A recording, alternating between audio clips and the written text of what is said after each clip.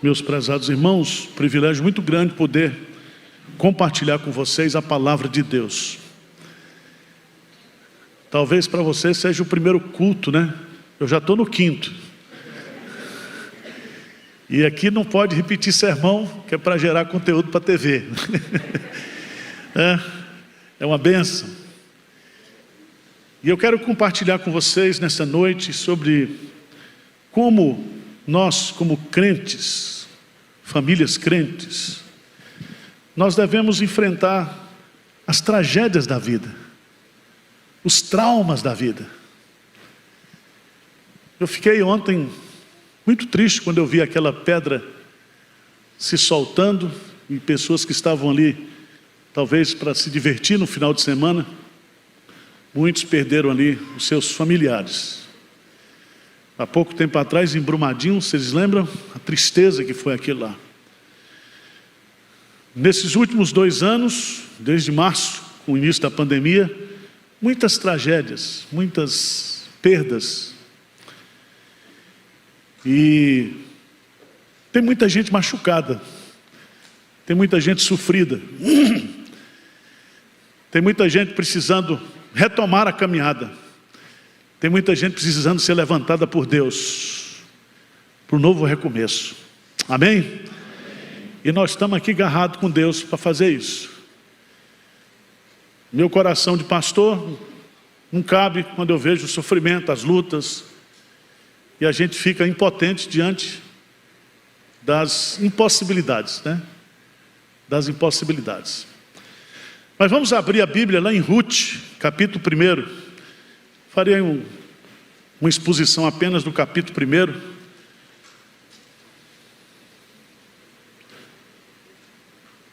1.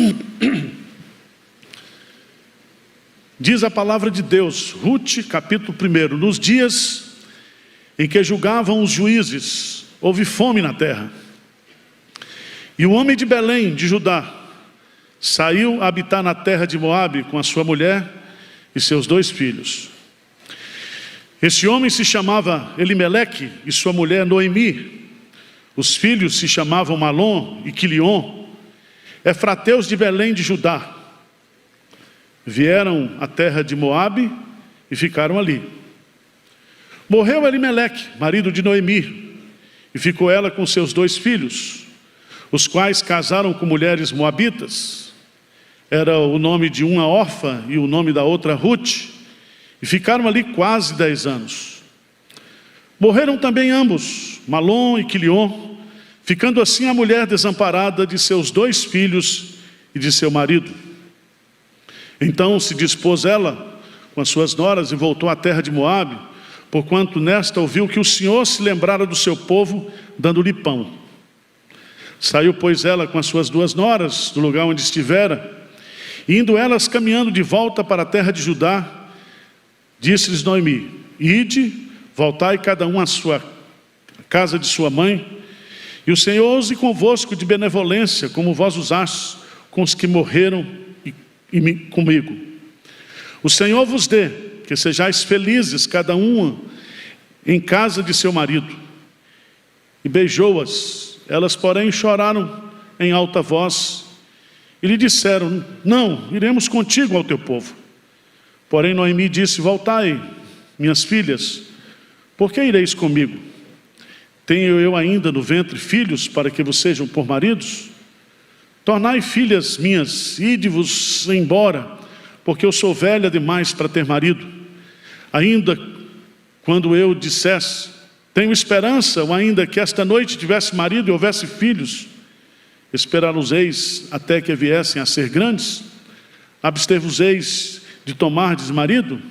Não, filhas minhas, porque por vossa causa a mim me amarga o ter o Senhor descarregado contra mim a sua mão. Então de novo choraram em voz alta. Orfa com um beijo se despediu de sua sogra, porém Ruth se apegou a ela. Disse Noemi: eis que tua cunhada voltou ao seu povo e aos seus deuses. Também tu volta após a tua cunhada. Disse, porém, Ruth: não me instes para que te deixe, me obrigues a não seguir-te, Porque aonde quer que fores, irei eu, onde quer que pousares, ali pousarei eu. O teu povo é o meu povo, e o teu Deus é o meu Deus. Onde quer que morreres, morrerei eu, e aí serei sepultada. Faça-me o Senhor o bem que Ele aprouver, se outra coisa que não seja a morte me separe de ti. Vendo, pois, Noemi, que de todo estava resolvida a acompanhá-la, deixou de insistir com ela. Então ambas se foram, até que chegaram a Belém. Sucedeu que ao chegarem ali, toda a cidade se comoveu por causa delas. E as mulheres diziam: não é esta Noemi?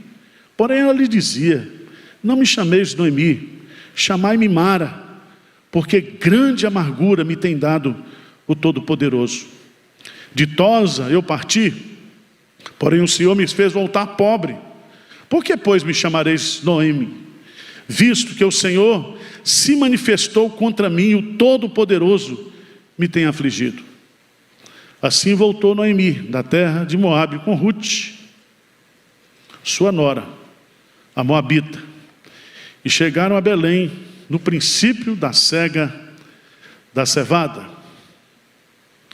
Meus prezados irmãos, o livro de Rute, a sua história aconteceu na época dos juízes. O nome Rute em hebraico significa amizade. E ela viveu provavelmente entre os anos 1200 a 1020 antes de Cristo. A sua história não é uma ficção. A sua história é um fato. Fato esse que se repete na minha vida, na sua vida, na vida de muitas famílias cristãs. São tragédias, são situações indesejáveis, são perdas repentinas que acontecem, que vêm sobre a nossa família, sobre a nossa casa. E eu queria, à luz do texto sagrado, meditar com vocês sobre como nós devemos reagir como crentes diante das tragédias da vida. E aqui eu quero destacar que há dois tipos de tragédias. Aquelas tragédias que são imprevisíveis, incontroláveis. Aquelas que acontecem por estarem fora do nosso domínio e fora do nosso controle. Mas há também, na Bíblia, histórias de tragédias que eram previsíveis, que poderiam ser evitadas.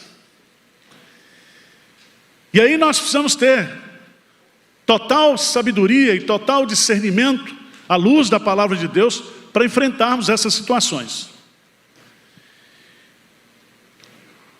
Se você observar bem, a época dos juízes, está lá, vira a página aí, Juízes capítulo 21, versículo 25, diz o texto sagrado, que naqueles dias não havia rei em Israel, e cada um fazia o que achava mais reto.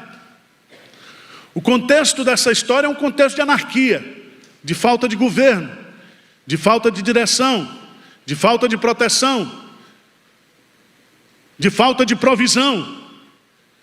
Se você observar bem, houve fome na terra. A cidade de Belém é conhecida, é chamada como a casa do pão, mas estava faltando pão na casa do pão. E aí aparece essa família. E é tão interessante porque o chefe da família se chama Elimeleque. E no hebraico, Elimeleque significa Deus é rei. Deus é rei. Ele se casou com Noemi, cujo nome em hebraico significa agradável, linda. Com a sua esposa, ele teve 2 filhos, Malom e Quilion. E a minha pergunta é por que ele colocou esses nomes nesses 2 filhos? Porque no hebraico, Malom significa fraco ou doente. E Quilion significa aquele que está definhando. Eu não sei se foi problema de parto, mas não se coloca um nome desse num filho. E vocês sabem que no contexto hebraico, sempre os nomes estão relacionados com situações. Do contexto do nascimento, como Moisés, que foi chamado Moisés porque ele foi tirado das águas, e por aí vai. Mas o que eu acho interessante é que essa família, que era uma família crente de Belém, diz o texto aí, que eles eram efraimitas, efrateus, de Belém de Judá. Provavelmente eles deram da tribo de Davi, da família de Davi. E nesse contexto de fome, eles tomam a decisão, e eles saem e viajam cerca de 80 quilômetros para as terras de Moabe, um povo que estava, de uma certa forma, contrário ao povo de Deus, cujos filhos de Israel foram proibidos de constituir família com as moabitas. Chegando ali, eles encontram os filhos encontram duas moabitas, e o Malom, o fraco, o doente, casou com Ruth, que significa amizade. E o defiando casou com um pescoço duro, que se chama Orfa. Então, um defiando com pescoço duro não vai dar nada de bom, né? Eu estou colocando isso para vocês, porque quando a gente vai estudar certos assuntos na Bíblia, a gente muitas vezes não faz uma avaliação dos detalhes do texto. E a primeira lição que eu aprendo aqui, como reagir diante das tragédias da vida, dos traumas da vida, é primeiro nós fazermos uma avaliação dessa tragédia. Por que isso aconteceu? E aqui, meus amados irmãos, se você observar bem, tempo de crise, tempo de fome, tempo de dificuldade, não é tempo de tomar decisões importantes. Porque muitas vezes nós tomamos decisões erradas justamente em circunstâncias e situações difíceis. E que isso vai trazer um desdobramento muito pior para a nossa vida. Em primeiro lugar, Elimeleque, cujo nome significa meu Deus é rei, não consultou a Deus. Ele não orou. Ele não pediu a direção de Deus. Ele fez com Abraão. Quando houve fome, Abraão foi para o Egito, sem consultar Deus, sem falar com Deus, sem conversar com Deus, sem pedir a direção de Deus. E eu quero chamar a sua atenção, meus amados irmãos, porque situações de crise, situações difíceis, problemas precisam ser vistos como coisas naturais da vida. Nós precisamos aprender a suportar os problemas, as lutas, as dificuldades. Eu não saio do Brasil para nenhum lugar do mundo, nem para Canadá, nem para Estados Unidos, nem para Europa, que está tudo acabando. O melhor país do mundo é o Brasil. Celeiro, você vai ver. Se nós pegarmos aí um tempo de governantes responsáveis, esse país se torna a maior potência do mundo. Eu vou morar nos Estados Unidos para lavar banheiro de americano. Toma vergonha. Toma vergonha. Vou para o Canadá morar 20 graus abaixo de zero, só porque eu posso comprar um carro elétrico, porque eu posso ter uma casa boa, porque eu posso ter... Irmãos, O homem foi feito da terra, e a nossa ligação é com a terra. Então aguenta firme. Eles quiseram fugir do problema. É muito fácil fugir dos problemas, não é isso? A coisa está difícil, a coisa está complicada, vamos embora. Só que você vai e os problemas continuam, e os problemas te acompanham. Não se resolve problemas fugindo dos problemas. Não, vamos para Moabe.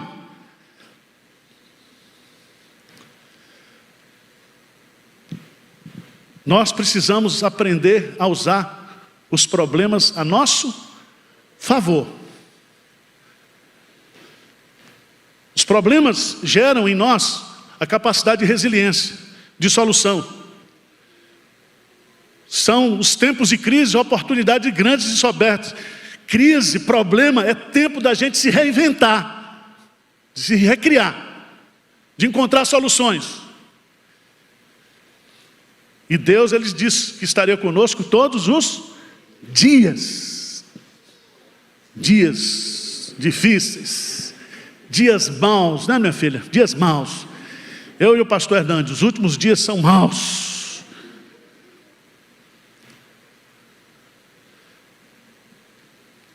E eles não aprenderam a viver pela fé, porque o justo viverá pela...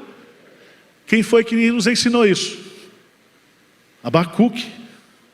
Ainda que a figueira não floresça e que não haja fruto na videira, ainda que os animais do campo sejam arrebatados, todavia eu me alegrarei no Senhor, no Deus da minha salvação.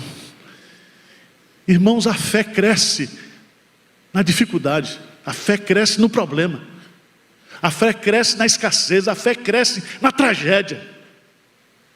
Jó diz: antes das tragédias eu te conhecia só de ouvir, mas agora os meus olhos te veem.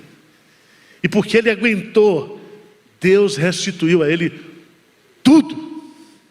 Tudo. Essa família colocou as suas necessidades materiais acima das espirituais. E morar em Moabe é deixar Belém, é deixar a terra que Deus havia dado. É muito interessante, porque também Elimeleque com Noemi casou os seus filhos com mulheres estrangeiras, aquilo que era proibido, aquilo que não era ensinamento, mandamento de Deus.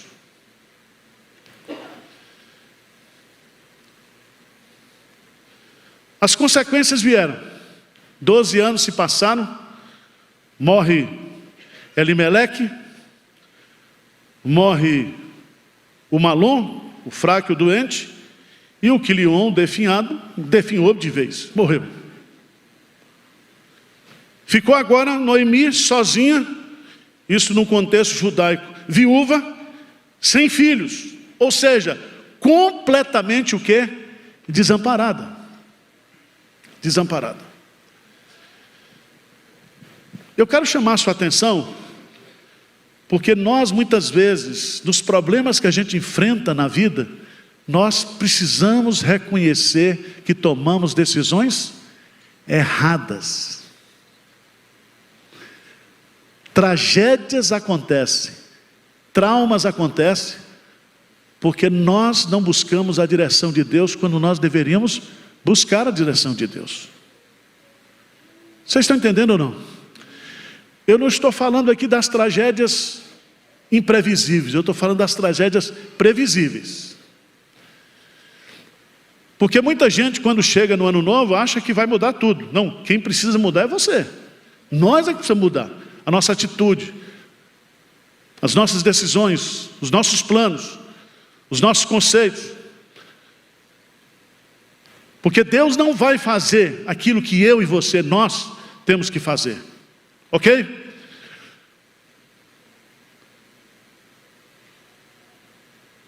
Mas há uma coisa que eu acho aqui. Primeiro,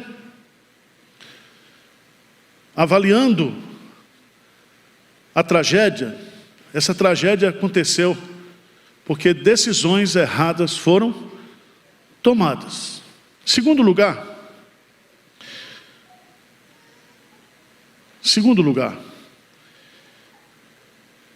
nós não podemos ou não devemos permitir que tragédias produzam raiz de amargura no nosso coração.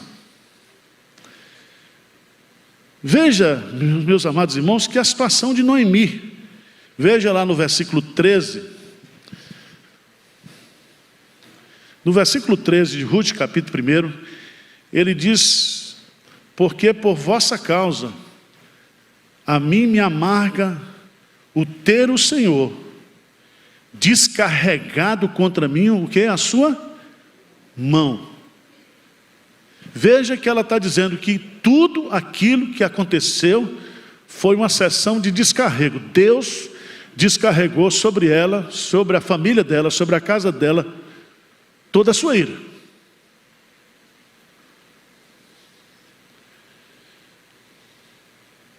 Veja mais adiante no texto,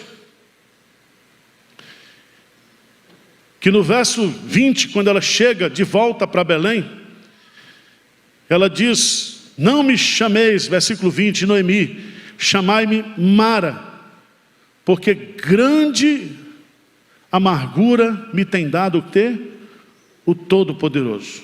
Preste atenção, que é o único texto na Bíblia que diz que a amargura aqui foi dada por Deus. Então ela coloca a culpa de tudo aquilo que estava acontecendo em Deus, e aquilo vai azedar o seu coração. Preste atenção, irmãos, isso é muito sério, porque lá em Hebreus capítulo 12 diz que a amargura ela começa com a semente. Essa semente pode ser um problema, uma doença, uma tragédia, uma circunstância. E se nós não arrancarmos essa semente, ela vai brotar no nosso coração e vai criar raiz de amargura. E essa raiz de amargura, ela é contagiante. E se você observar bem, ela agora não somente diz que está amarga, mas agora está dizendo: pode me chamar de amarga mesmo, porque eu sou amarga.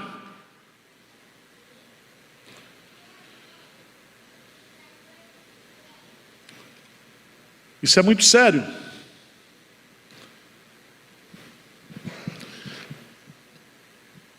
Qual o perfil de uma pessoa amarga? Se você observar aí, nós lemos o versículo 13, o versículo 20, o versículo 21. Ela diz: ditosa eu parti, porém o Senhor me fez voltar pobre. Veja bem, além de Deus descarregar contra ela a sua mão, além de Deus ser o responsável pela sua grande amargura, ela está dizendo agora também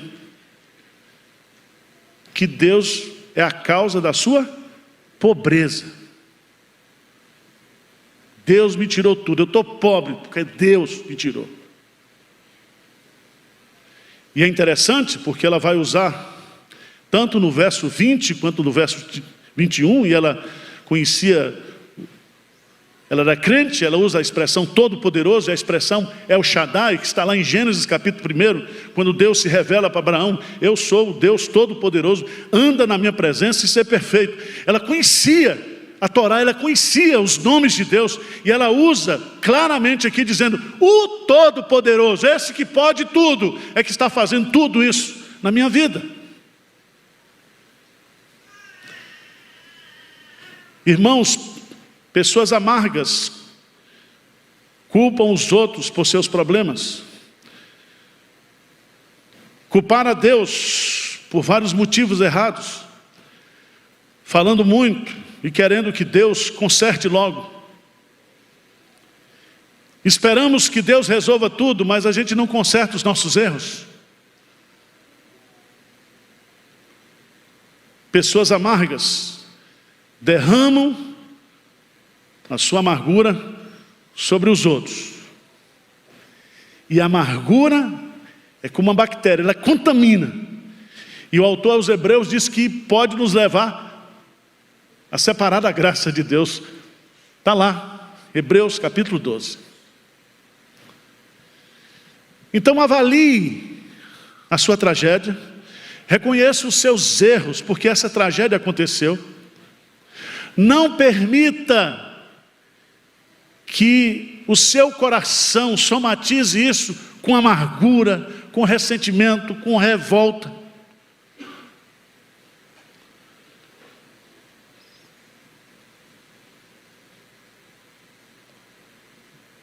Terceiro lugar, preste atenção, entenda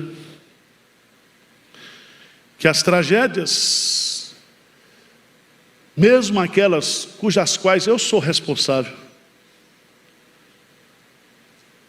elas não estão fora do controle de Deus.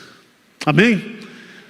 Todas as coisas cooperam para o bem daqueles que, até as besteiras, Deus é um especialista de consertar coisa errada na minha vida e na sua vida. Por isso que tem um texto lá em Provérbios que nós devemos reconhecer Deus em todos os nossos caminhos, e Ele endireitará, Ele consertará as nossas veredas, porque nós somos especialistas em fazer coisa errada. Você casou com um traste aí, não orou, não pediu conselho, agora você diz que a culpa é de Deus. Por que Deus não deixou? Todo mundo disse para você que não prestava, era bonitinho, mas era ordinário, não valia nada, todo mundo sabia. Quantas coisas, meus amados irmãos, que eu não devia fazer, que as pessoas disseram para você não fazer, mas você fez, e agora o problema está aí. Sabe o que Deus faz? Deus é misericordioso. Entenda que as tragédias fazem parte do plano de Deus para a sua vida e para a minha vida.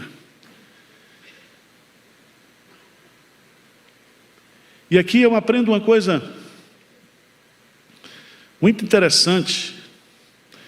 Em Ruth, capítulo 2, versículo 12.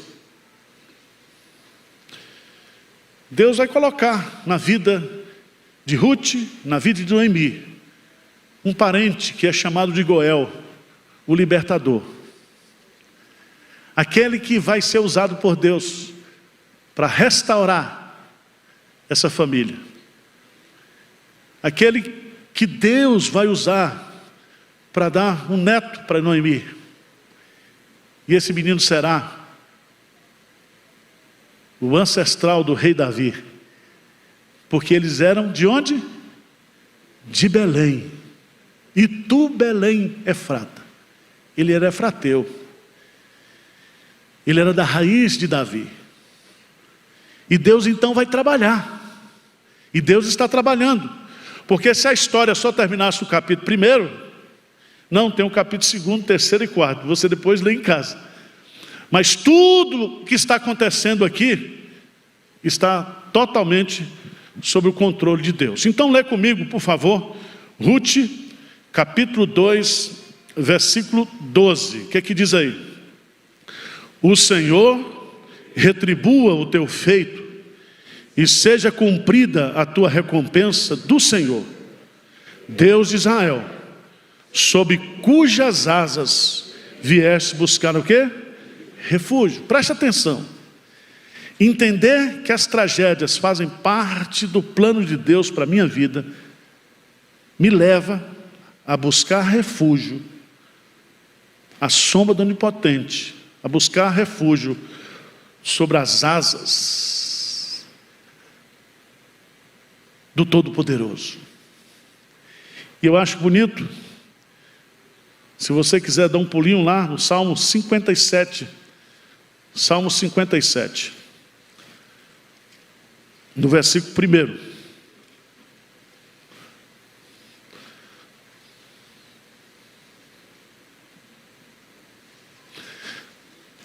Eu gosto desse versículo. Toda vez que eu estou aperreado, eu leio esse versículo, tá?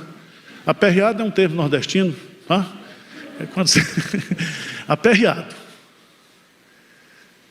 Veja que texto maravilhoso. Salmo 57. É a mesma palavra no hebraico que é usada lá.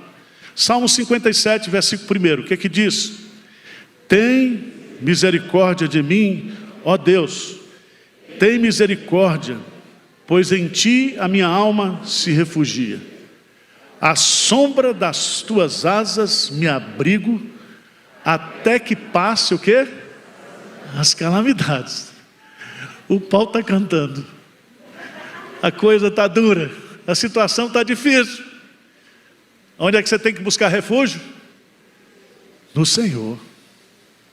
Até que passe as calamidades. Não adianta você reclamar. Não existe PROCON no céu para você entrar com a queixa.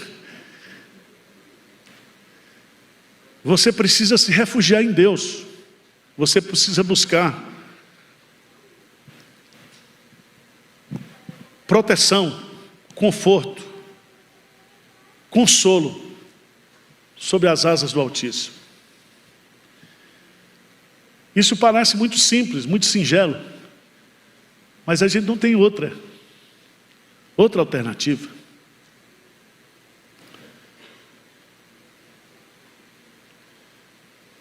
Eu não sei se você tem passado por situações trágicas, de perdas. Se você, avaliando a sua vida, você tem enfrentado algumas consequências de decisões erradas.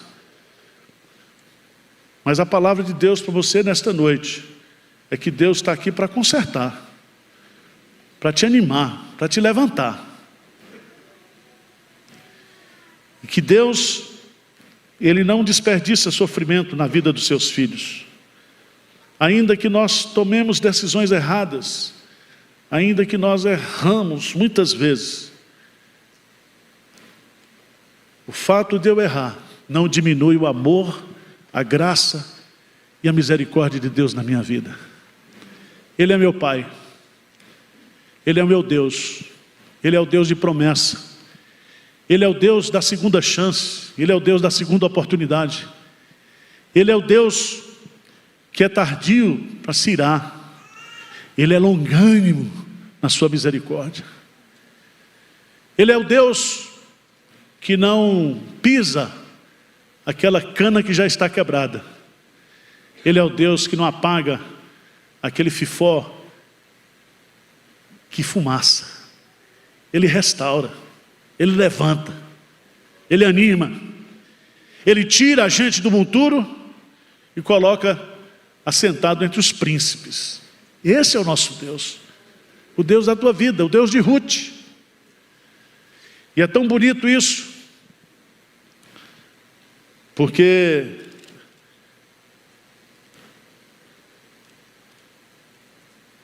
o texto é maravilhoso.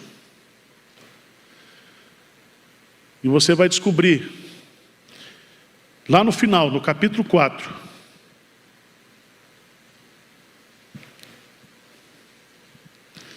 a partir do versículo 13, diz assim a palavra de Deus: assim tomou Boaz a Ruth, e ela passou a ser sua mulher, coabitou com ela, e o Senhor lhe concedeu que concebesse e teve um filho.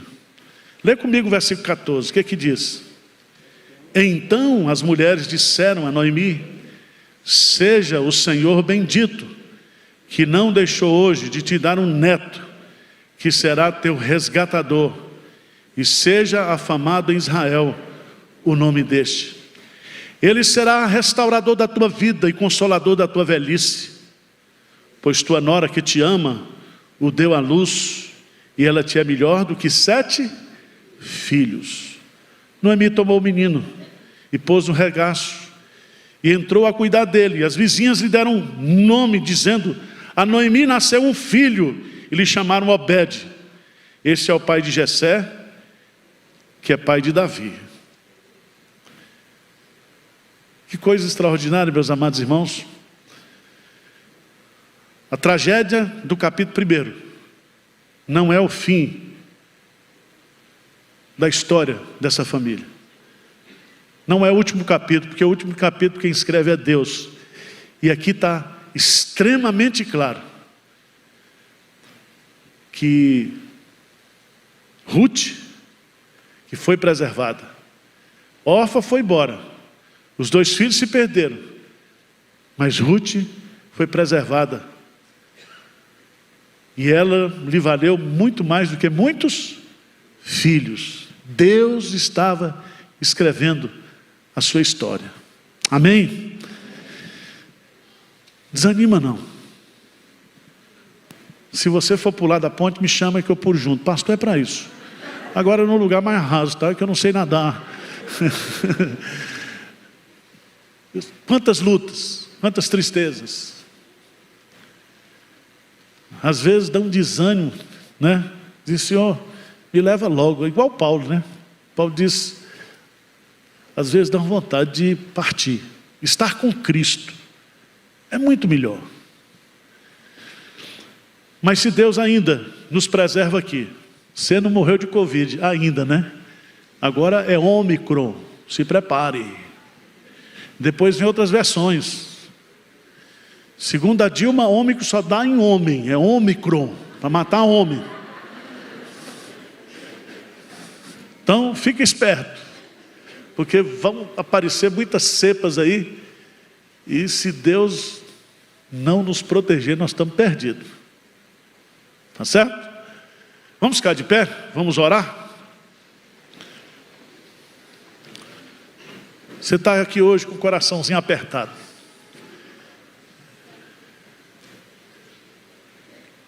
Você quer consertar sua vida. Quer que Deus conserte sua vida. Deus, Ele é o restaurador. Nós somos como vasos na mão do oleiro. Ele conserta, Ele faz.